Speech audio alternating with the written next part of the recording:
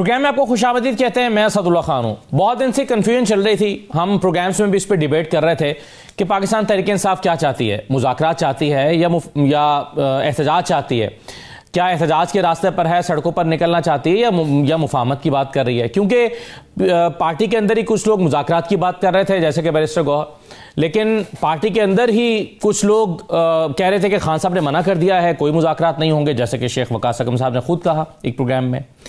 تو اب یہ کنفیوژن ختم ہوتی دکھائی دے رہی ہے کہ پاکستان تحریک انصاف تو احتجاج کے راستے پر ہے, لیکن تحریک تحفظ آئین پاکستان جو ہے وہ مذاکرات کے راستے پر ہے.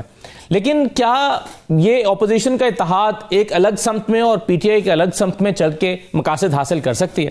اور پھر جو چیزیں تجویز کی ہیں خود محمود اچکزئی صاحب نے, اس پر عمل درآمد کتنا ممکن ہے, خاص طور پر ایسے ماحول میں کہ جب اعتماد کا شدید فقدان ہے. تو اسی پر ہم آج پروگرام کے پہلے حصے میں گفتگو کریں گے. شیخ وقاص اکرم صاحب ہمارے ساتھ موجود ہیں, سیکرٹری اطلاعات ہیں پاکستان تحریک انصاف کے. بہت شکریہ شیخ صاحب, خوش آمدید. سر, یہی پالیسی ہے, یہی حکمت عملی ہے کہ پی ٹی آئی احتجاج کے راستے پر ہے اور تحفظ آئین پاکستان جو ہے وہ مذاکرات کرے گی؟ دیکھیں سر, جیسے آپ نے بھی اپنے انٹرو میں ذکر بھی کیا, میں ذرا اس کو ایکسپلین کر دیتا ہوں. اور کل سے لوگوں کو کچھ سمجھ نہیں آ رہی. پرسوں جو ہے وہ پرائم منسٹر نے ایک تقریب کے بعد یا میڈیا سے گفتگو کرتے ہوئے یہ کہا کہ وہ مذاکرات کے لیے جو ہے وہ دعوت دیتے ہیں, اور اس کے ساتھ انہوں نے باقی چیزیں بھی کہی کہ یہ ہونا چاہیے, کہ یہ نہیں ہونا چاہیے, بلیک میل نہیں ہونا چاہیے, اس طرح کی چیز. تو اس پہ پرسوں ہی ہمارا ریاکشن جو ہے وہ فوری آ گیا کہ آپ کی یہ جو مذاکرات کی دعوت ہے یہ ڈپلیسٹی ہے اور ہپوکریسی ہے, اور ہم اس کو بالکل ریجیکٹ کرتے ہیں.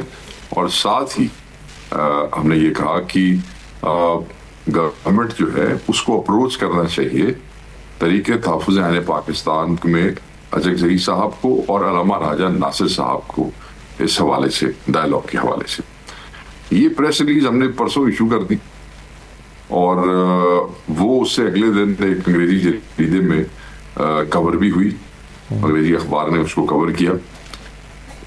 اسی دن جب دوپہر کو اردو میں اس کی جو ہے وہ چیزیں شائع ہوئی تو ایک قرام مچ گیا ہر طرف کہ جی آپ نے ریجیکٹ کر دیا. میں نے کہا بھئی یہ تو ہمارا جو سٹیٹمنٹ ہے یہ ایک رات پہلے آ چکا ہے, اور ہم بڑا واضح کہہ چکے ہیں کہ جو باتیں کی گئی ہیں وہ بالکل اس کا وہ نہیں ہے, اور ہم اس کو ریجیکٹ کرتے ہیں. اور یہ in the light of a tweet Imran Khan صاحب کی 4 تاریخ کی جو پیغام ہے, اور ٹویٹر اکاؤنٹ پہ اگر آپ جائیں خان صاحب کے تو اس میں وہ پیراگراف بڑا واضح کہتا ہے کہ ہماری حکومت فارم 47 کی گورنمنٹ یا کسی قسم کی کوئی مذاکرات نہیں کرے گی. اسی پیرے کی آخری 2 لائنز یہ ہے کہ مذاکرات کے حوالے سے ہمارے اتحادی اچکزئی صاحب اور راجہ ناصر صاحب جو ہیں تحریک تحفظ آئین پاکستان کے, وہ فیصلہ کریں گے. تو ہمارا جو بیان یا جو ہماری سٹیٹمنٹ پارٹی کی جو میں نے ایشو کی وہ بالکل یہی تھی. لوگوں کو پتہ نہیں سمجھنے میں کوئی ایشو ہوا. لیکن یہ جو جس ٹویٹ کا شیخ صاحب آپ حوالہ دے رہے ہیں نا, خود اس کے اندر بھی تو ایک کانٹراڈکشن دکھائی دیتی ہے کہ خان صاحب ایک طرف یہ کہہ رہے ہیں کہ جی اس حکومت سے کوئی مذاکرات نہیں ہوں گے, اور ساتھ ہی وہ کہتے ہیں کہ مذاکرات کا اختیار تو محمود اچکزئی صاحب کے پاس ہے اور علامہ راجہ ناصر عباس کے پاس. تو اگر آپ انہی کو اختیار دے رہے ہیں تو پھر یہ کیوں کہہ رہے ہیں کہ ہم کوئی مذاکرات نہیں کریں؟ پھر یہ فیصلہ بھی تو انہی کو کرنے دیں. میرے خیال میں خان صاحب یہ چاہ رہے تھے کہ ان کی پارٹی کے حوالے سے بہت سی مذاکرات کی آفرز اس سے پہلے آ چکی ہیں, اور جو مٹیریلائز نہیں ہوئی, لوگوں نے اپنے جو چیزیں تھیں ان پہ ڈیلیور نہیں کیا ہے حکومت کی طرف سے. میں ایک ہمیشہ مثال دیتا ہوتا ہوں, وہ سنجاری جلسے کی ڈیٹ آگے بڑھانے کی ہے, جہاں پہ ایک ٹیم کی وجہ سے اور کچھ مولوی صاحبان جن کا سپریم کورٹ میں ایک کیس تھا, اس کیس کے باہر مجمع کے حوالے سے کہا گیا تھا کہ حالات خراب ہو سکتے ہیں تو آپ اس کو آگے کر لیں. اور خان صاحب نے مہربانی کی. آپ کو یاد ہوگا جب گور صاحب اور اعظم سواتی صاحب صبح 7 بجے وہ جیل جو ہے وہ کھلی اور ملاقات ہوئی, تو ہم نے اس کو ڈیلیور کیا. خان صاحب نے حکم دے دیا کہ جی آپ اس کو آگے کر لیں, کوئی فرق نہیں پڑتا, آگے ہو گیا. مگر اس کے باوجود جو پرومس جگہ تھی وہ نہ دی گئی, کنٹینر سے راستے روکے گئے, چیف منسٹر کو پیدل آنا پڑا, شیلنگ ہوئی, اور الٹیمیٹلی دہشت گردی کی FIR. This is how they actually happen trying to engage with us, یعنی کہ جھوٹ اور دھوکے بازی کے علاوہ کچھ نہیں تھا. تو خان صاحب نے کہا کہ ان کی اپنی پارٹی بالکل اس میں انگیج نہ کرے کیونکہ یہ لوگ انگیج کرتے ہیں اور ٹائم ضائع کرتے ہیں. ہاں مذاکرات کے حوالے سے اگر کوئی بات ہوتی ہے کوئی فیصلہ کرنا ہے تو اچھک صاحب جو ہے وہ کر سکتے ہیں. انہوں نے کہا فیصلہ لیکن اس میں جب آپ نے یہ کہہ دیا کہ بھائی اس حکومت سے کوئی مذاکرات ہو ہی نہیں سکتے تو پھر آپ نے محمود اچھک صاحب کے پر کاٹ نہیں دیے یا ان کے کسی بھی ممکنہ متوقع فیصلے کو آپ نے پہلے سے ہی غیر مؤثر کر دیا؟ نہیں سر، نہیں ایسے نہیں ہے. آپ نے تحریک تحفظ عین پاکستان کیا اعلامیہ آپ نے کی نظروں سے گزرا ہوگا، میرے سامنے رکھا ہے سر جو ہاں اس میں تو انہوں نے ڈائلاگ جو ہے وہ اس کو ایکسیپٹ کیا ہے for the rule of law, for the constitution, for جو بھی ایک لمبی چوڑی لسٹ ہے جس حوالے سے انہوں نے کہا اگر ان حوالے سے ڈائلاگز ہوں تو وہ اس کو قبول کرتے ہیں. نہیں مگر وہ تو نہیں ہے. Pakistan Tehreek Insaf is basically part of that alliance. Sir part تو ہے لیکن شیخ صاحب دیکھیں نا، اگر تحریک تحفظ عین پاکستان کو دیکھیں تو 90% پی ٹی آئی ہے اور 10% باقی جماعتوں کا حجم بنتا ہے. تو اگر آپ 90% آپ سپورٹ ہی چھوڑ دیں گے اور کہیں گے جی ہم تو مذاکرات نہیں کرنا چاہتے، آپ نے کرنے تو کر لیں، تو باقی پیچھے کیا بچے گا تحریک تحفظ عین کے پاس؟ دیکھیں سر، میں دوبارہ اس کو واضح کر دیتا ہوں، ہم عمران خان صاحب کے حکم کے پابند تھے، سمپل ایز دیٹ. جب انہوں نے کہہ دیا کہ آپ نہیں کریں گے، اگر تحریک تحفظ عین پاکستان یہ سمجھتی ہے کہ ہونے چاہیے تو کر سکتے ہیں، تو بس ٹھیک ہے، دیٹس ہاؤ اٹ از. تو آپ کہہ رہے ہیں کہ یہ ہاں یہ کنفیوژن یا ایک اس کے اندر کمی موجود تو ہے، لیکن یہ خان صاحب نے کیا، ہم کیا کر سکتے ہیں؟ نہیں میں یہ سمجھتا ہوں کہ ہر چیز کا کوئی تناظر ہوتا ہے، اس کا کوئی بیک گراؤنڈ ہوتا ہے، اس کا کچھ یا کوئی سباق ہوتا ہے. خان صاحب نے اپنی پارٹی کو اگر روکا ہے تو اس کی کوئی وجہ ہے. ایک وجہ میں نے آپ کو بتا دی، اس قسم کی بہت سی وجوہات ہیں جو ماضی میں رہی ہے. تو خان صاحب نے اس کے تناظر میں کہا کہ آپ لوگوں کو وہ انگیج کر کے جس وقت بھی آپ بات کرتے ہیں پرامن آئینی احتجاج کی، وہ آپ کو اس طرف لے جاتے ہیں، تو آپ ایسے نہ کریں. ڈونٹ بالکل اپنے آپ کو ان سے انگیج نہ کریں. تحریک والے خود ہی کر لیں گے جنہوں نے کرنا ہے. میں نہیں سمجھتا کہ اس میں کوئی کنفیوژن ہے کوئی ایسی چیز. ہاں لیکن سر اس میں ایک چیز جو بار بار کہہ رہے ہیں محمود اچھک صاحب، اور اس میں بھی یہ جو ان کی طرف سے اعلامیہ آیا ہے اس میں بھی انہوں نے کہا ہے کہ اگر پاکستان کی تمام سیاسی پارٹیاں 1973 کے آئین کی بحالی، پارلیمانی اور سویلین بالادستی اور تمام اداروں کے آئینی حدود سے تجاوز نہ کرنے پر اتفاق کرتی ہیں تو عمران خان کے نئے میثاق پر دستخط کرانے کی ذمہ داری وہ اٹھاتے ہیں. یعنی محمود اچھک صاحب پہلے بھی کہہ چکے ہیں بھائی عمران خان کے دستخط میں لے آؤں گا، آپ اتفاق رائے پیدا کریں. یہ کیا عمران خان نے محمود اچھک صاحب کو یقین دہانی کرائی ہے؟ کیونکہ بظاہر تو یہ لگ رہا ہے کہ مذاکرات کرنے نہ کرنے پر بھی عمران خان صاحب کی رائے مختلف ہے اور محمود اچھک صاحب کی مختلف ہے، تو پھر یہ کس اعتماد سے وہ کہہ سکتے ہیں؟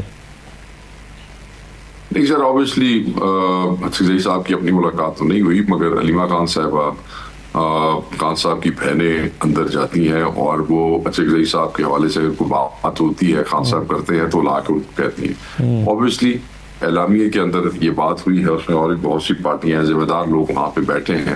یہ بات وہ ہوا میں تو نہیں کریں گے. If that's how they have written, that's how it is. تو علیمہ خان صاحبہ تو یہ بھی کہہ چکی ہیں کہ جو مذاکرات کی بات کرے گا وہ عمران خان کا ساتھی نہیں ہے، تو اس لحاظ سے تو پھر محمود اچھک صاحب بھی عمران خان کے ساتھی نہیں ہیں. دیکھیں، خان ہمیشہ کہتے ہیں کہ میری رہائی کے حوالے سے، میری ذات کے حوالے سے کوئی مذاکرات یا کوئی ڈیل جو ہے وہ مجھے قبول نہیں ہے. تو یہاں پہ ویسے ہی ہوا ہے، کوئی خان صاحب کی ذات کے حوالے سے تو انہوں نے بات نہیں کی ہے، وہ تو انہوں نے بات کی ہے رول آف لا کے لیے، ڈیموکریسی کے لیے، بے گناہ اسیروں کے لیے. تو اس میں I think there are two different things. Shah صاحب، کیا نئے سیاسی میثاق کی ضرورت ہے جس کی محمود اچھک صاحب بات کر رہے ہیں؟ دیکھیں سر، اب یہ ایک لمبی وہ چیز ہے. میں اس پہ بحثیت پارٹی میری ڈفرینٹ رائے ہو سکتی ہے. اب جس وقت ہم کسی الائنس کا حصہ ہوتے ہیں تو ہم اس الائنس کے ڈسپلن کے پابند ہوتے ہیں. یہ میثاق جو ہے جس کا ذکر اس دن آپ نے دیکھا ہوگا کہ وہ سعد رفیق بھی اپنے والد صاحب کی جو ہے وہ برسی کے موقع پر کر رہے تھے. ایک نئے میثاق کی اشد ضرورت ہے، اور وہی ایک لینگویج ہوئی کہ وہ جی میثاق کی ضرورت ہے. آئی ڈونٹ نو کس قسم کے میثاق کی ضرورت ہے. جو پرانے میثاق ہیں وہ اپنی جگہ پہ جو کہ تم موجود ہیں، ان پہ بھی 70-80% امپلیمنٹیشن جو ہے وہ آپ کو ہوا میں نظر آ رہی ہے. میں یہ سمجھتا ہوں کہ پرانا جو میثاق ہے اگر انہی کے اوپر یہ صحیح طریقے سے لیٹر اینڈ اسپرٹ میں عمل کر لیں تو شاید کسی نئے مثال کی ضرورت ہی نہ ہو. سو آپ سمجھتے ہیں It's all about the implementation. حسن بھائی, it's all about the implementation. جو چیزیں پہلے ہو چکی ہیں جن میں ساری پارٹیاں شامل ہوئی ہیں وہ بھی ڈیموکریسی کو سامنے رکھتے ہوئے اس وقت کی گئی تھی, اور پاکستان تحریک انصاف بھی آن بورڈ تھی اگر آپ کو یاد ہو. ہاں لیکن دستخط نہیں کیے تھے پاکستان تحریک انصاف نے. جی ایسے ہی ہے, ہاں بالکل دستخط نہیں کیا. اچھا شیخ صاحب, اس میں اب آپ نے کہا کہ جی دیکھیں ہماری اپنی پارٹی کا ایک لائحہ عمل ہے, لیکن ہم ایک جب اتحاد میں جاتے ہیں تو اس اتحاد کے ڈسپلن کے پابند بھی ہوتے ہیں, لیکن شاید یہ بظاہر اتنی سادہ بات نہیں ہے, کیونکہ محمود عزیزی صاحب اور علامہ راجہ ناصر عباس صاحب یہ صرف ایسا نہیں ہے کہ وہ آپ کے اتحادی ہیں, ان کو عمران خان صاحب نے ہی اپوزیشن لیڈر قومی اسمبلی میں اور سینٹ میں نامزد کیا ہے, اور انہیں ایک طرح سے آپ کی جماعت کی ترجمانی یا ایک طرح سے ان کی لیڈرشپ دے دی ہے ان کے ہاتھ میں. تو صرف یہ تو نہیں ہے کہ وہ آپ کے صرف ایک اتحادی ہیں اور ایک اور جماعت کے سربراہ ہیں. نہیں, پاکستان تحریک انصاف کی لیڈرشپ تو پاکستان تحریک انصاف کے پاس ہی ہے, ان کے اپنے لوگوں کے پاس ہے, مگر جس وقت آپ کو اپوزیشن لیڈر مقرر یا نامزد کیا جاتا ہے تو آپ کی ایک ذمہ داری اور بگر اسکیل ہو جاتی ہے اور سب کی طرف سے ہو جاتی ہے, اور کیونکہ عمران خان صاحب نے ہی ان کو دونوں کو ریکمینڈ کیا ہے اور ہم ہی بڑے میجر پلیئر ہیں, تو اس لیے زیادہ ذمہ داری بھی ہم پہ آ جاتی. صحیح ہے, لیکن سر اگر صرف پی ٹی آئی ہی کی بات کریں تو پی ٹی آئی میں بھی تو جو انٹرپریٹیشن آپ دے رہے ہیں عمران خان صاحب کی ٹویٹ کی, بیرسٹر گوہر صاحب تو وہ نہیں دے رہے. بیرسٹر گوہر صاحب تو کہتے ہیں مذاکرات ہونے چاہیے. سر دیکھیں, یہ مذاکرات جو ہے, یہ ڈائلاگ کی آفر جو ہے وہ انہوں نے قبول کی ہے نا اعلامیہ میں, آپ نے کہا کہ آپ کے سامنے پڑا ہوا ہے, تو کیا پاکستان تحریک انصاف اس کی مخالفت کر رہی؟ ہم تو مخالفت نہیں کر رہے, ہم تو کہہ رہے ہیں کہ ہم الائنس کے پابند ہیں. اس حوالے سے گور صاحب جو ہے وہ جو بات کر رہے ہیں وہ بھی جمہوری اس میں اگر کوئی یہ سمجھتا ہے کہ مذاکرات ہونے چاہیے تو یہ نہیں, مگر شیخ صاحب آپ تو پھر وہی کہہ رہے ہیں. میں آپ کے دو بیانات کو اگر ملا کے دیکھوں تو آپ کا ایک بیان ہے کہ وزیر اعظم نے جو مذاکرات کی دعوت دی ہے ہم اسے مسترد کرتے ہیں, اور ابھی آپ کہہ رہے ہیں کہ ہم پابند ہیں کہ جو محمود عزیزی صاحب مذاکرات کر رہے ہیں ہم اس کے ساتھ چلیں. سر میں آپ دیکھیں اسی سوال سے آپ نے پروگرام شروع کیا, میں اتنی دیر سے وہی کوشش کر رہا ہوں کہ میں اس کو کلیئر کروں, اور آپ نہیں کر پا رہے یا میں نہیں ہو پا رہا.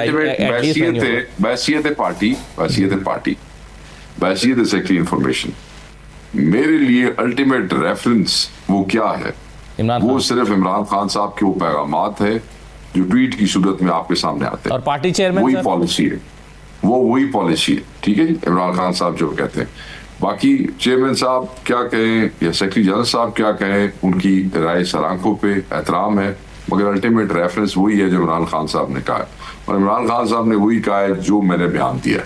اور دونوں کے ریفرنس میں فرق ہے, آپ یہ آپ کہتے ہیں کیا مطلب دونوں کے ریفرنس میں فرق ہے؟ یعنی عمران خان صاحب کی رائے اور بیرسٹر گوہر کی رائے میں فرق ہے. آپ کہہ رہے ہیں کہ ان کی اپنی رائے ہے لیکن میں پابند ہوں یا میں عمران خان کی بات کو ریفرنس بناؤں گا, تو فرق تو ہے نا دونوں میں.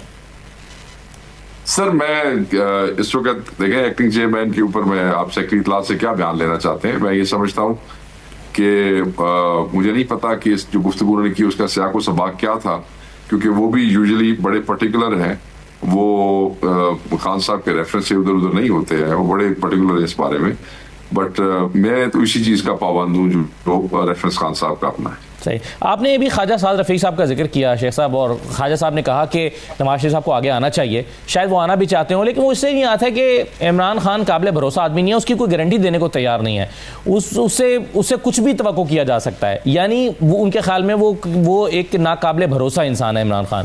کیا آپ سمجھتے ہیں کہ بات چیت کا عمل آگے بڑھ سکتا ہے اگر عمران خان صاحب کوئی کمٹمنٹ دے دیں تو؟ میں یہ سمجھتا ہوں, پہلے تو میں اس بات کو رد کرتا ہوں کہ عمران خان صاحب قابل بھروسہ شخص نہیں ہے.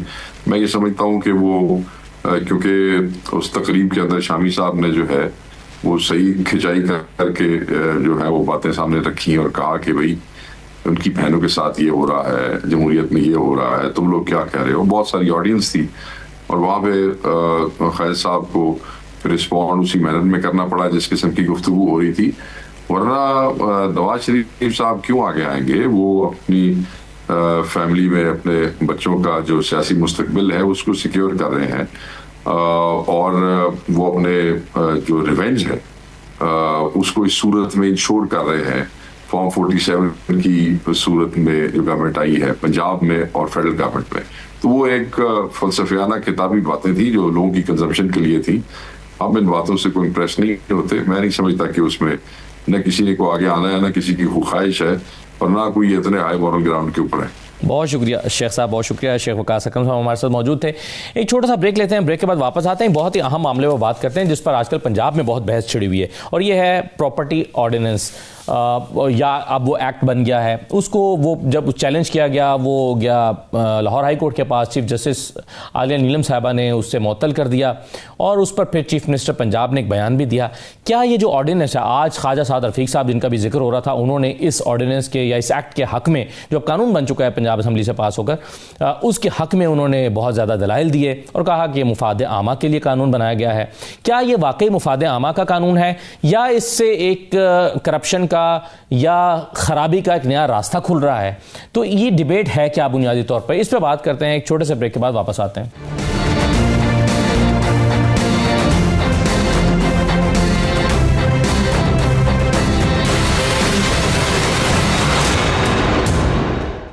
ब्रेक के बाद आपको दोबारा खुश आमदीद कहते हैं। पंजाब में प्रॉपर्टी ओनरशिप एक्ट पास हुआ, उससे पहले ये ऑर्डिनेंस था। उस ऑर्डिनेंस के तहत बहुत सारे फैसले हुए। इसमें बुनियादी तौर पर डिप्टी कमिश्नर के मातहत एक कमेटी बनाई गई। उस कमेटी ने ऑन द स्पॉट या 90 दिन में बेसिकली फैसला करना था, लेकिन बहरहाल बहुत जल्दी में उन्होंने फैसले किए, जिस पर एक मुतजाद राय सामने आई। कुछ लोगों का ख्याल है कि इससे बहुत अच्छे, बहुत तेजी से फैसले हुए, क्योंकि सिविल कोर्ट्स में साल तक ये सिविल मैटर्स लटके रहते थे, और 90 दिन के अंदर अंदर या 30 दिन के या 60 दिन के अंदर लोगों को फैसले मिल गए, उनको कब्जे मिल गए। इससे लोग खुश भी हुए, लेकिन इस पर एतराज़ात भी उठे। एतराज़ात ये उठे कि इस पर जो अपील का हक है, जिस फोरम के पास वो होना चाहिए, उसका क़याम अभी तक अमल में नहीं आया। बहरहाल ये मामला हाई कोर्ट के पास गया, तो हाई कोर्ट ने इस मामले को, इस एक्ट को मुअत्तल कर दिया, और अब इस पर एक बहस जारी है। ये क्या आवाम के फ़ायदे का एक्ट है, कानून है या नहीं? इसी पर हम बात करेंगे। रियासत अली एजाज साहब हमारे साथ मौजूद हैं, माहिर कानून है। बहुत शुक्रिया रियासत साहब, खुश आमदीद कहते हैं। हाफिज एहसान खोखर साहब हमारे साथ मौजूद हैं। हाफिज साहब बहुत शुक्रिया, आपको भी खुश आमदीद कहते हैं। रियासत साहब, आपके ख्याल में इस एक्ट में कोई मसला है जिसकी वजह से इस पर बहस हो रही है कि ये नहीं पास होने चाहिए? खासतौर पर वकला ने इसकी बड़ी मुखालफत की है, क्यों? बिस्मिल्लाहिर्रहमानिर्रहीम। सबसे पहली बात कि ऑर्डिनेंस जब आया तो उसके लिए उसकी प्री रिक्विजिशंस हैं आइन के अंदर के ऑर्डिनेंस कब आ सकता है। एक तो ये उसको मीट नहीं करता था, दूसरी बात अब उन्होंने चूंकि उसको एक्ट बना दिया। ऑर्डिनेंस तो पाकिस्तान में कभी भी मीट नहीं करता रिक्वायरमेंट को, हमेशा ऐसे ही आते हैं। अब बन गया, लेकिन इसमें बुनियादी जो चीजें हैं ना, देखें इसके अंदर कंप्लेंट आपने डीसी को करनी, यानी हम तो वो कुफर टूटा खुदा खुदा करके 1996 में अल जिहाद trust versus federation of Pakistan PLD 1996 supreme court एक जजमेंट आई कि अदलिया को इंतजामिया से अलग करना है, हो गई। और वो भी आर्टिकल जो आइन के अंदर 175 सब आर्टिकल 3 था उसके अंदर था, उस पे अमल हो गया। अब आपने फिर से अदलिया को उठा के ब्यूरोक्रेसी एग्जेक्टिव के अंडर कर दिया बाय विर्चू ऑफ दिस लॉ। मैं समझता हूं कि इससे लोगों को इंसाफ कम और पॉलिटिकल विक्टिमाइजेशन ज्यादा थी। चूंकि जिस हुकूमत की गवर्नमेंट होगी, डीसी उनका नौकर होता है। डीसी आज तक आप मुझे बताएं जितना इस मुल्क के अंदर ब्यूरोक्रेसी ने इस मुल्क का बेड़ा गर्क किया, कोई और नहीं है। आप उनको अख्तियार दे रहे हैं, जो उनका वहां पे बॉस बैठा होगा, जो वहां पे वजीर आला होगा, जो मिनिस्टर होगा, जो MNA MPA होगा, उसके कहने पे वो फैसले करेगा, आप उसको इंसाफ कहेंगे। इसका मतलब ये है कि एक तरफ अगर जल्दी में इंसाफ नहीं हो रहा तो दूसरी तरफ एक बंदे के हाथ में आप बंदूक दे दें और वो अपने फैसले खुद करने लग जाए। ये आइन के अंदर नहीं। कानून ये कहता है law required a thing to be done in that manner which has been prescribed by the law. आपके पास स्पेसिफिक रिलीफ एक्ट है पोजेशन के लिए, सेक्शन 9 है शायद उसके तहत आप सिविल सूट फाइल करते हैं। फिर अगर कोई आप ओनरशिप आपकी है, आप ओनरशिप नहीं भी, आपको इलीगली डिस्पोजेस किया गया है, तो उसके अंदर 3/4 इलीगल डिस्पोजेशन एक्ट का आप इस्तिगासा फाइल कर सकते हैं। फिर आप FIR करवा सकते हैं नाजायज कब्जे की, और ये लॉज ऑलरेडी मौजूद है। इसके बावजूद भी, इसके होते हुए भी सर 30 साल तक, सर 25-30 साल तक लोगों को नहीं ना मिल रहा इंसाफ। अगर ये सारे कवानीन जो ऑलरेडी थे, عدالتیں اس پہ کام نہیں کر رہی تھی تو اس کے لیے سیدھی بات تھی کہ ایک لمیٹیشن ایکٹ کے اندر آپ امینڈمنٹ کر دیں اور اس کے لیے اسپیسیفائی کر دیں کہ جو اس نوعیت کا کیس ہوگا اس کا مہینے میں فیصلہ کرنا ہے, اس کا 2 میں کرنا ہے, اپیل کا 1.5 مہینے میں کرنا ہے. وہ تو قوانین موجود ہیں, آج تک کبھی عدالتوں نے اس دیے گئے ٹائم فریم میں فیصلے کیے. جن عدالتوں کی آپ بات کر رہے ہیں اسد, میری بات سنیں, ٹرائبونلز کے پاس ٹائم لیمٹ موجود ہوتی ہے, نیب کے پاس ٹائم لیمٹ موجود ہوتی ہے, کب ٹائم لیمٹ میں فیصلے ہوتے ہیں؟ جن الیکشن ٹریبیونل کے پاس ٹائم لیمٹ تھی, جنہوں نے ان ایم این ایز کو جعلی مینڈیٹ پہ آئے ہوئے لوگوں کو گھر بھیجنا تھا, انہوں نے قانون سازی کر کے ان ججوں کو گھر بھجوا دیا. کس ملک کی, کس نظام کی آپ بات کر رہے ہیں؟ میں وہی تو کہہ رہا ہوں کہ آپ وہی آرگومنٹ میری بات سنیں. دوسری بات یہ ہے کہ دیکھیں, یہ جس قانون کی اسپیسیفک آپ بات کر رہے ہیں, میں اس کی اگر بات کروں تو آپ جس عدلیہ کی بات کریں, اس ملک کے اندر عدلیہ رہی نہیں ہے, اور یہ لا کے تو آپ نے عدلیہ کو تو بالکل کنارے لگا دیا ہے. اس کے اوپر وہ لوگ بھی جو ہمارے ورشن کو سپورٹ نہیں کر رہے تھے, آج وہ بھی عدلیہ کے حق میں بول رہے ہیں. آپ نے سنا ہوگا ہمارے عدلیہ کے حق میں بول رہے ہیں یا وکلاء کے حق میں بول رہے ہیں؟ نہیں سر, میں اس پہ یہ بھی ایک نکتہ ہے نا اس میں. حافظ خان صاحب, آپ کی رائے کیا ہے اس پہ؟ اسد, میں اس جو لا آیا اس کو میں 4 ایسپیکٹ سے دیکھتا ہوں. ایک اس کا ایسپیکٹ یہ ہے کہ اس میں کوئی شک نہیں ہے کہ جو صوبائی اسمبلی کی لیجسلیٹو کمپیٹنسی ہے اور وہ آرٹیکل 141 یا 42 کے نیچے ایکسرسائز کر سکتی ہے, اپنی پار کو لا بنا سکتی ہے, اور اگر وہ لا ٹھیک نہیں ہے تو وہ بالکل اس کا جوڈیشل ریویو جو ہے وہ ہائی کورٹس کے پاس یا پاکستان کی سپریم کورٹ کے پاس اویلیبل ہوتا ہے.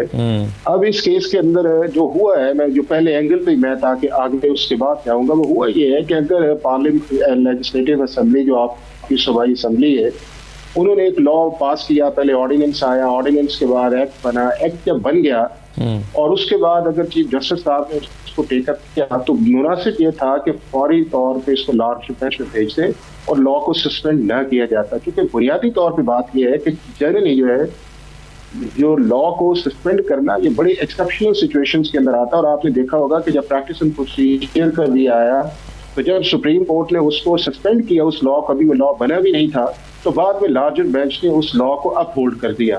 تو ہوتا یہ ہے کہ جب لاز چیلنج کیے جاتے ہیں, آپ ایکشنز کو تو سسپینڈ کر سکتے ہیں, بٹ لاز جو ہے ان کو سسپینشن کرنے کی بجائے آپ اس پہ ہیئرنگ کرتے ہیں, فل اپرچونٹی دیتے ہیں, سیکشن 27A جو ہے سی پی سی کا نوٹس دیتے ہیں ایڈوکیٹ جنرل یا اٹارنی جنرلز کو, اور اس کے بعد فیصلہ کرتے ہیں. اور میں سمجھتا ہوں کہ اگر چیف جسٹس صاحبہ جو ہیں اس طرح اس پروسیس کو لے کے چلتی تو شاید آگے بات اس طرح نہ بڑھ رہی ہوتی جس طرح بڑھ رہی ہے. دوسری اس چیز کی یہ ہے کہ جو لا بنا ہے, میں یہ سمجھتا ہوں کہ اس لا نے پاکستان کا جو سب سے بڑا صوبہ ہے, اس کے اندر جو لوگوں کی انٹینشنز ہیں یا جو گورنمنٹ کی انٹینشنز ہیں وہ بنیادی طور پہ یہی تھی کہ اسپیڈی جسٹس آنا چاہیے. لیکن اس اسپیڈی جسٹس کی انٹینشن کے ہوتے ہوئے آپ نے ایک پیرالل سسٹم جو ہے وہ کریٹ کیا ہے, اور وہ کریٹ کیا ہے آپ نے ایڈمنسٹریٹو اس ڈی سی کے نیچے یا اس ریونیو ریکارڈ آفیسر کے نیچے, کہ جس سے ہی ساری پرابلم جو ہے اوریجنیٹ ہوتی ہیں, جو آپ کا پٹواری ہے یا آپ کے ریونیو آفیسر ہیں. اور اس کے ہوتے ہوئے آپ نے ایک جو سول لا سسٹم تھا آپ نے اس کو جو ہے آپ نے اوور ریچ کر دیا, یا آپ نے اس کو ڈسفنکشنل کر دیا, یا آپ نے اس کو ریڈنڈنٹ کر دیا. تو میں یہ سمجھتا ہوں کہ اس کانٹیکسٹ کے اندر یہ لا جو ہے آرٹیکل 4 یا آرٹیکل 9 ہے یا آرٹیکل 10 ہے یا 23 یا 24 یا 25 کانسٹیٹیوشن ہے, شاید وہ ریکوائرمنٹس جو ہے وہ میٹ نہیں کرتا. اور اگر پنجاب گورنمنٹ یہ چاہ رہی تھی تو آلریڈی اسد ایک لا موجود ہے انلیگل ڈسپوزیشن ایکٹ کا, جو فیڈرل گورنمنٹ نے بنایا ہے اور پورے پاکستان کے اندر اس کا ہے, 2005 کا, 2007 میں امینڈمنٹس بھی آئیں, اس کی وائرنگس کو بھی کئی جگہ چیلنج کیا گیا, لیکن پاکستان کے ہائی کورٹ یا سپریم کورٹ جو تھی انہوں نے کبھی بھی اس سے اسٹرائک ڈاؤن نہیں کیا.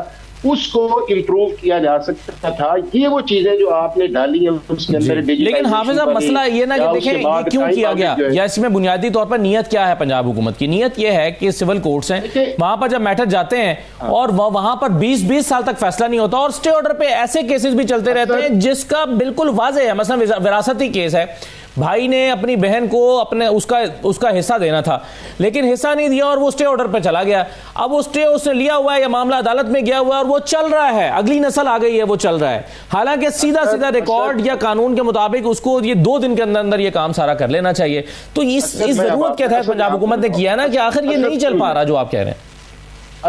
اسد سن لیں, اب اس میں کوئی شک نہیں ہے کہ پاکستان کا جو موجودہ عدالتی نظام یہ زیادہ طور پہ جو آپ کا جو ڈسٹرکٹ جوڈیشری کا نظام ہے وہ آؤٹ ڈیٹڈ، ڈس فنکشنل اور ڈیلیڈ جسٹس ہے، اور ڈیلیڈ جسٹس اب نہیں رہا بلکہ یہ ڈیفیٹڈ جسٹس کی طرف آپ کا یہ نظام چلا گیا ہے. میں نے آج اس پہ ایک آرٹیکل بھی لکھا، شاید اگلے 2-3 دن میں چھپے گا، کہ پاکستان کا جسٹس ڈیلیڈ جسٹس ڈینائیڈ نہیں ہے بٹ جسٹس ڈیفیٹ جسٹس کی طرف نظام چلا گیا ہے.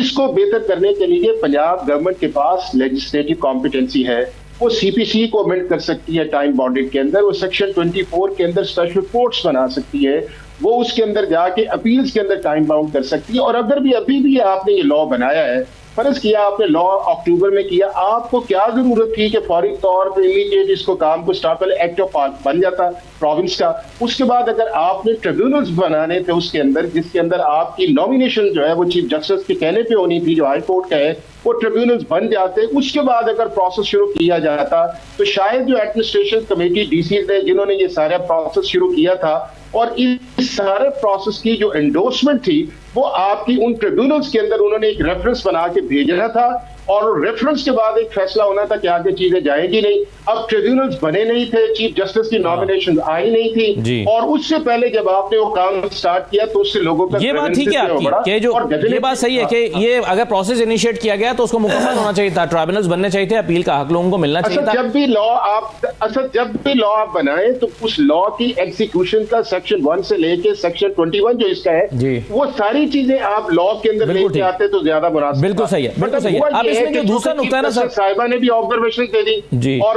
چیف منسٹر نے بھی آبزرویشن، دونوں کو نہیں دینی چاہیے تھی، چونکہ چیف جسٹس نے جو آبزرویشن دی وہ بھی آرڈر کا حصہ نہیں ہے، اور مناسب چیف منسٹر صاحبہ یہ ان کے لیے بھی نہیں ہے کہ اس طرح کے کامنٹس کریں. ہاں جس طرح میں نے ارلی سٹیج پہ کہا کہ لا کو سسپینڈ نہیں کرنا چاہیے تھا، فل کورٹ بنانا چاہیے تھا، اور اسے جو ہے ڈے ٹو ڈے کر کے 15-20 ڈیز اس کا فیصلہ کر دیا جاتا.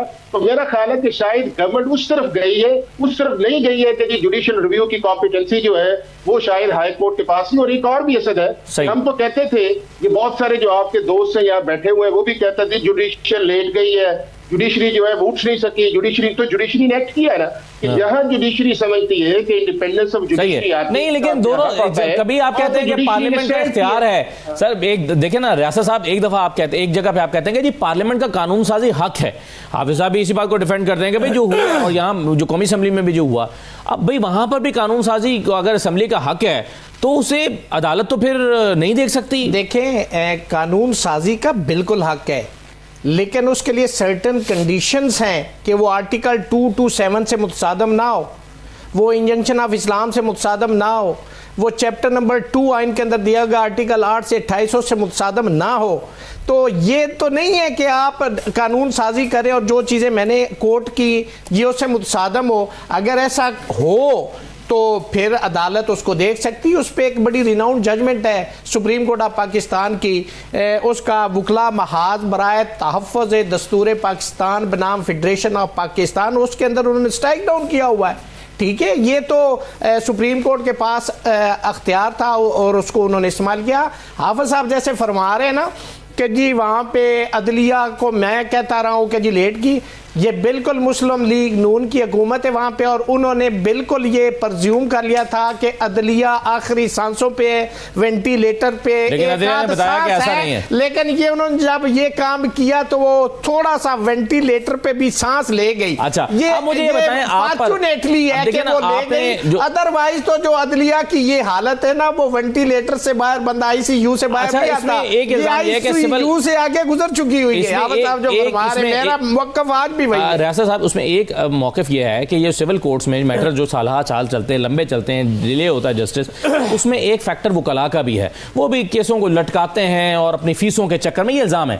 اور کل جو ہے احسن بھون صاحب نے اس پر جو ہے وہ سٹیٹمنٹ دی ہے، اور آپ جو کہ سیاست کرتے ہیں وکلا کی، آپ لوگ یہ نیریٹو اس کے علاوہ کوئی اور لے نہیں سکتے، کیونکہ پھر وکلا آپ کے خلاف ہو جائیں گے. نیریٹو کی بات ہی نہیں ہے بھائی، اگر آپ چاہتے لوگوں کو سپیڈی جسٹس دو، ہم تو اس کے حق میں.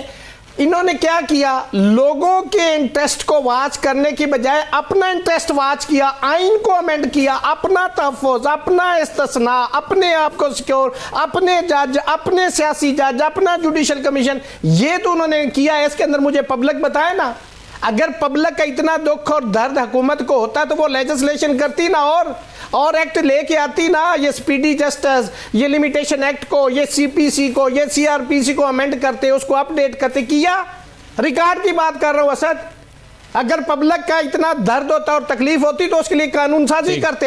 آپ نے قانون سازی چھوڑی, آپ نے آئین کو برباد کیا. حکومت جو ہے نا جب عدلیہ ان کے ساتھ چلتی ہے تو وہ بہت اچھی ہوتی ہے, جو ہی وہ میرٹ پہ فیصلہ کرتی ہے وہ بری ہو جاتی ہے. بہت شکریہ ریاست اعزاز صاحب, بہت شکریہ حافظ صاحب, بہت شکریہ پروگرام میں شرکت کرنے کے لیے. ایک چھوٹا سا بریک لیتے ہیں, بریک کے بعد واپس آئیں گے تو شازیہ مری صاحب ہمارے ساتھ موجود ہوں گی. موجودہ سیاسی صورتحال میں کچھ چیزیں ان کے سامنے رکھتے ہیں, ہمارے ساتھ رہیے.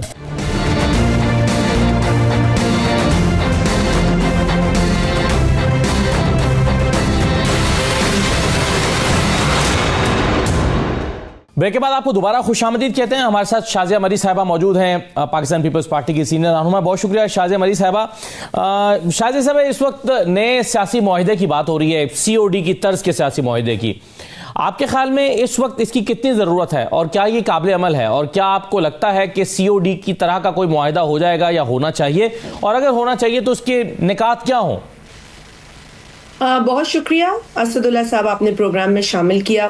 دیکھیں, چارٹر آف ڈیموکریسی جیسے آپ کو پتہ ہے, میثاق جمہوریت شہید محترمہ بے نظیر بھٹو صاحبہ کا ایک ایسا میں سمجھتی ہوں کہ ایک آپشن تھا پاکستان کے لیے, جو کہ پاکستان کی جمہوریت اور سیاسی ماحول کے لیے بہت ضروری تھا اور آج بھی ہے. ہم نے چارٹر آف ڈیموکریسی پر تمام جماعتوں کو کی انڈورسمنٹ کی بھی خواہش کی ہے. گو کہ دو بڑی جماعتوں کے درمیان یہ چارٹر ڈیموکریسی ہوا, لیکن اس کا سکوپ جو ہے وہ صرف محدود دو جماعتوں کے درمیان نہیں ہو سکتا. پوری ملک کے اندر سیاسی استحکام کی ضرورت ہوتی ہے اور اسی سے معاشی استحکام حاصل کیا جا سکتا ہے.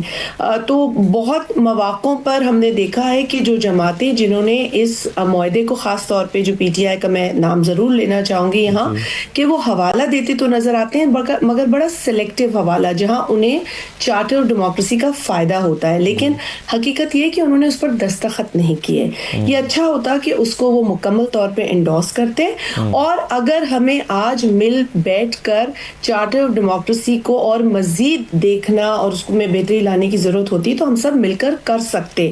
ہماری ہمیشہ یہ خواہش ہے کہ ملک میں پولیٹیکل ڈائیلاگ ہو, ڈیبیٹ ہو, ڈسکشن ہو, اور ملک کے اندر مکمل طور پر سیاسی استحکام ہو. جی شازیہ صاحب, اس وقت جو سی او ڈی ہوا تھا, ظاہر ہے اس کا ایک پس منظر تھا, دو بڑے لیڈر جلا وطنی اختیار کیے ہوئے تھے, ملک میں معاشر لاء کی حکومت تھی, جمہوری نظام جو ہے وہ اس کی ریوائول کی ضرورت تھی, تو اس وقت ایک اتفاق رائے ممکن ہوا. آج آپ کے خیال میں اسی نوعیت کا ماحول ہے؟ معاشر لاء تو ظاہر نہیں ہے, جمہوری حکومت موجود ہے, لیکن الیکشن کمیشن, عدالتیں, ان تمام موضوعات پر بہرحال اختلاف رائے اپوزیشن جماعتوں میں موجود ہے.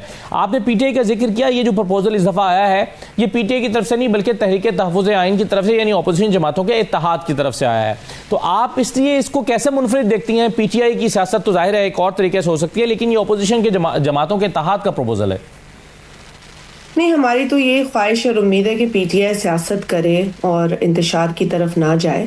بہرحال جو آپ نے بات کی ہے, میں بڑی احترام کے ساتھ تھوڑا اپنا ویو اس میں ضرور دینا چاہوں گی. آئی انڈرسٹینڈ کہ آپ جو بات کر رہے ہیں کہ ملک میں غیر جمہوری قوت قابض تھی, ایک ایسے وقت میں دو بڑی جماعتوں نے بیٹھ کر پولیٹیکل اسٹیبلٹی کے لیے, جمہوریت کے بحالی اور استحکام کے لیے ڈائیلاگ کیا. لیکن آپ کو یہ بھی یاد ہوگا کہ جب یہ دو جماعتیں بیٹھیں تو ان کے درمیان تلخیاں تھیں, اور ایسی تلخیاں تھیں کہ جو آج بھی کبھی کبھار وہ انڈر کرنٹس آپ دیکھتے ہیں وہ محسوس ہوتے ہیں. لیکن وہ کہتے ہیں نا کہ بڑی سوچ سے ہی بڑے نتائج حاصل کیے جا سکتے ہیں. تو اس وقت بھی صرف یہ بات نہیں تھی کہ اس ملک میں غیر جمہوری قوت تھی, بلکہ یہ بھی دونوں جماعتوں نے ادراک کیا اور ایکسیپٹ کیا کہ ماضی کی جو پولیٹیکل مسٹیکس ہیں آگے آئندہ فیوچر میں اسے ہم نہیں دہرائیں گے, کیونکہ ہماری اس جو آپسی لڑائی ہے اس سے سپیس پولیٹیکل کم ہو جاتی ہے. ٹھیک ہے نا جی.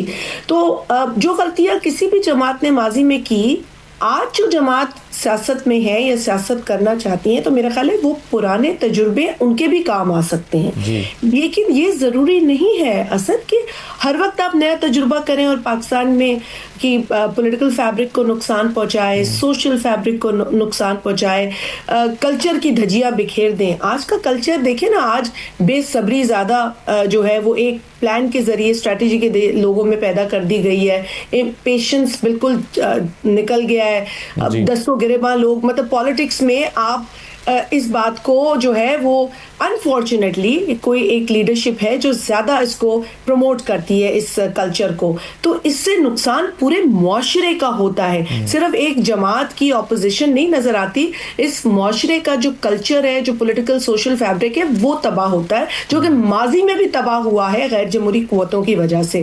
تو میں اس لیے ضروری اس بات کو سمجھتی ہوں کہ جیسے یہ پہلے ضروری تھا ڈائلاگ، وہ آج بھی ضروری ہے، کیونکہ آج بھی کچھ ایسے لوگ ہیں جو انٹینشنلی یا ان انٹینشنلی اس ملک کے پولیٹیکل اور سوشل فیبرک کو نقصان پہنچا رہے ہیں.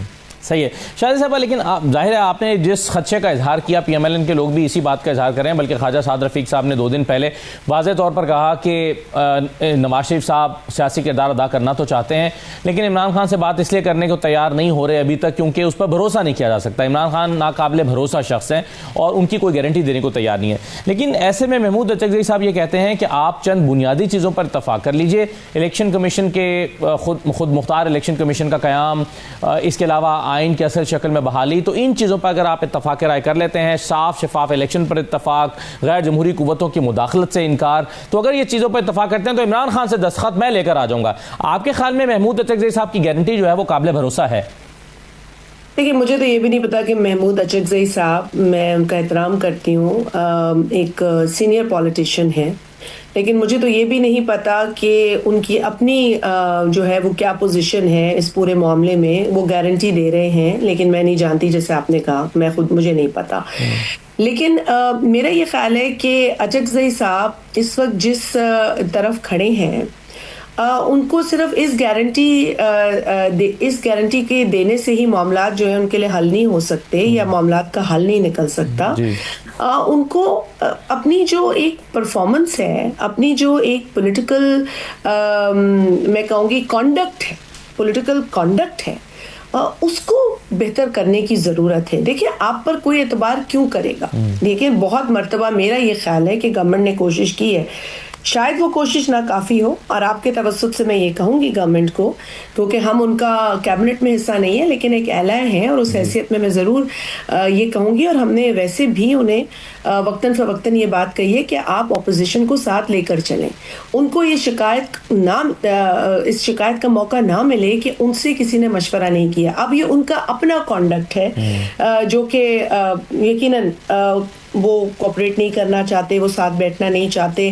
وہ کہتے ہیں جی ہم سیاسی لوگوں سے بات نہیں کریں گے، ہم دوسرے لوگوں سے بات کریں گے. وہ جو جن لوگوں سے بات کرنا چاہتے ہیں وہ کہتے ہیں ماضی میں اگر ہم نے کوئی غلطی کی یا سیاست میں مداخلت کی تو ہم دوبارہ نہیں کریں گے. تو دیکھیں پھر تو اسٹیل میٹ ہے نا. مطلب جس سے پولیٹیکل پارٹی کو بات کرنی چاہیے وہ پولیٹیکل پارٹی سو کالڈ اب پولیٹیکل پارٹی ہے. مجھے تو یہ بھی نہیں پتا کہ اس کے اندر بھی کون سا جو گروپ ہے وہ زیادہ پولیٹیکل ہے اور کون سا جو ہے وہ انتشار پھیلا رہا ہے اور ڈویژن پھیلا رہا ہے. تو یہ ان کے اپنی صفوں میں بہت کنفیوژن ہے. تو اس لیے میں یہ سمجھتی ہوں کہ ان کو اپنے کانڈکٹ پہ پہلے فوکس کرنا پڑے گا. حکومت کو بھی یہ اطمینان ان کو دلانا پڑے گا کہ وہ سیریس ڈائلاگ کے لیے تیار ہیں. صرف وہ کہتے ہیں نا پلینگ ٹو دا گیلریز نہیں کر رہے، صرف خبروں میں رہنے کے لیے یہ کام نہیں کر رہے، صرف اپنے پرانا چورن نہیں بیچ رہے. ان کو بھی سنجیدگی کا مظاہرہ کرنا پڑے گا اور گورنمنٹ کو بھی یہ پیشکش جاری رکھنی پڑے گی ڈائلاگ کی، because dialogue is the way forward. Political dialogue بہت ضروری ہے. ٹھیک، بالکل صحیح ہے. ایک اور معاملے پر شاہد صاحبہ میں آپ کی رائے چاہوں گا، قومی اداروں کی نجکاری کے حوالے سے. ایک تو مجموعی طور پر آپ کی رائے کیا ہے؟ پی آئی کی جو نجکاری ہوئی ہے آپ اس کو کس طرح سے دیکھ رہے ہیں؟ کیونکہ آپ ہی کی جماعت کے کچھ انڈیویجولز نے اس کو بہت تنقید کا نشانہ بنایا اور کہا کہ یہ ایسٹس زیادہ ہیں اور اس کی جو اصل قیمت بنتی ہے اسے بہت کم میں اس کو بیچ دیا گیا. چودھری منظور صاحب نے اس پر بہت سارے سوالات اٹھائے ہیں. تو یہ انڈیویجولز کی رائے تو آپ کی جماعت میں یہ ہے، مگر پارٹی کی رائے کیا ہے یہ نجکاری کا جو عمل ہوا ہے؟ جی بالکل، ہماری جو پیپلز لیبر بیورو، ہماری جو ورکرز یونینز ہیں اور ہماری جو پاکستان پیپلز پارٹی کے پلیٹ فارم پہ ہماری باقاعدہ اس پر ایک ڈیڈیکیٹڈ جو ہمارے لوگ کام کرتے ہیں، چودھری منظور صاحب ہیں، ہدایت اللہ خان صاحب ہیں، یہ تمام لوگ جو ہیں انہوں نے میڈیا سے میرے خیال ہے متعدد بار میڈیا کے ذریعے جو ہے وہ اپنا موقف رکھا، پارٹی کا موقف رکھا. اور پیپلز پارٹی بڑی پرو لیبر پارٹی ہے. آپ کو پتہ ہے کہ لیبر قوانین، لیبرز کے لیے بینیفٹس جو ہیں وہ پیپلز پارٹی کی پرائیورٹی ہے. اگر آپ مجھ سے مجموعی طور پر پرائیویٹائزیشن کے حوالے سے جو ہماری رائے وہ پوچھے تو ہم تو بنیادی طور پر پرائیویٹائزیشن کے حق میں نہیں ہیں. اس کے لوازمات جو ہے ان پر غور کرنے کی ضرورت ہے. ہم یہ نہیں کہتے کہ جی آپ ہر چیز پرائیویٹائز کر دیں. اسٹیٹ اونڈ انسٹیٹیوشنز کو پرائیویٹائز کرنا آسان نہیں ہوتا، کیونکہ ان کے اندر جو ہے وہ دو قسم کے ایسٹس ہوتے ہیں. ایک تو وہ جو ایسٹس ہوتے ہیں جو آپ کی پراپرٹیز ہوتی ہیں، اور دوسرا جو بہت بڑا ایسٹ ہوتا ہے وہ امپلائیز ہوتے ہیں، وہ مزدور ہوتے ہیں، وہ لوگ ہوتے ہیں جنہوں نے ادارے کو کھڑا کیا ہوتا ہے. ٹھیک ہے، تو ہمارے لیے یہ دونوں انٹرسٹ جو ہے نا وہ بہت امپورٹنٹ ہیں. اسی لیے ہمارے جو پارٹی کے اراکین ہیں انہوں نے باقاعدہ اس پر پریس کانفرنس کی، اپنے خدشات کا اظہار کیا. پارٹی کے اندر بھی ہم نے مختلف مواقع پر اس پر بات کی، اور ہمارے چیئرمین نے بھی پرائیویٹائزیشن کے عمل کو جو ہے وہ بغیر پری ریکوزٹس کے اس کو کبھی ایکسیپٹ نہیں کیا ہے. پی آئی اے کا جہاں تک سوال پیدا ہوتا ہے، ہم نے یہ آلٹرنیٹ ضرور دیا تھا، اور بلکہ ہم نے پرائیویٹائزیشن کی لیے کہا تھا کہ جی پرائیویٹائزیشن مسئلے کا حل نہیں ہے، لیکن آلٹرنیٹ یہ ہو سکتا ہے کہ آپ پبلک پرائیویٹ پارٹنرشپ میں جائیں اور اب مکمل طور پر آپ ایک اسٹیٹ اونڈ ادارے کو جو ہے ختم نہیں کر سکتے. اس میں گورنمنٹ کا اسٹیک ہونا ضروری ہے. بہت شکریہ شازیہ مرزا صاحبہ، بہت شکریہ پروگرام میں شرکت کرنے کے لیے. یہ ناظرین آج کا پروگرام تھا. اجازت دیجیے، اللہ حافظ.